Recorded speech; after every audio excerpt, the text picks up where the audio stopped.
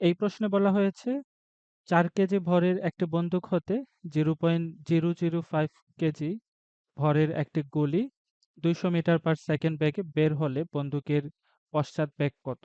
যে সমস্ত তথ্য এখানে দেওয়া আছে আমরা সেগুলো লিখে নিচ্ছি। প্রথমে বন্দুকের ভর আমরা ক্যাপিটাল এম দিয়ে প্রকাশ করলাম। বন্দুকের ভর এখানে ৪ কেজি দেওয়া আছে। এরপর গুলির ভরকে আমরা স্মল এম দিয়ে প্রকাশ করলাম।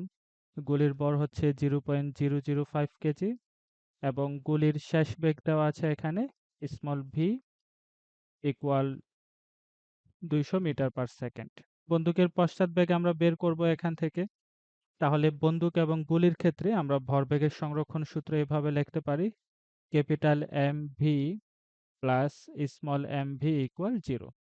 এখান থেকে আমরা লিখতে পারি M V equal minus small M V এবং ক্যাপিটাল ভি ইকুয়াল আমরা পাচ্ছি minus small M V divided by capital M. এবার আমরা সবার মান বসিয়ে দেব এখানে।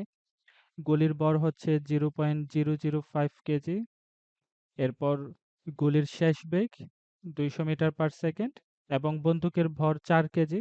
এক্ষেত্রে ক্যালকুলেটর ব্যবহার করলে আমরা বন্দুকের পশ্চাৎবেগ পাচ্ছি মাইনাস 0.25 মিটার পার সেকেন্ড।